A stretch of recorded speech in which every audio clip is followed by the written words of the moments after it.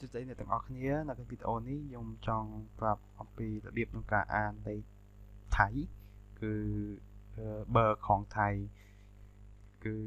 เลขមានលេខ0 1 2 3 4 5រហូតដល់មករៀនអញ្ចឹងទៅអញ្ចឹងដំបូងលេខ0ថៃហៅថា0ដំបូងខ្ញុំអានមកលឿនមកប្រើសិន0 1 0 1 2 3 4 5 6 7 8 9 10 20 21 30 100 1,000 100,000 100,000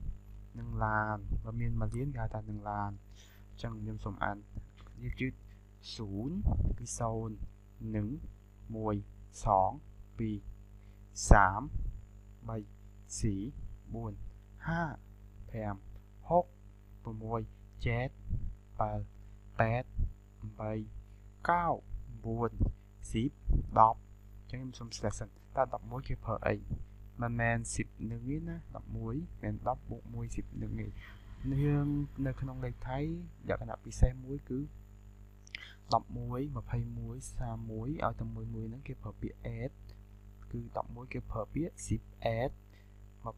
20 21 20 add នេះ add គេសេចេ RAA 23ដល់30និង100ជនជាតិខ្លះគេហៅថា100និង1,000ជនជាតិដើមគេជួនកាលគេនិយាយថាផាន់នឹងស្អីទៅគេពួកគេជនជាតិដើមគេនិយាយសព្វគេយល់ហើយ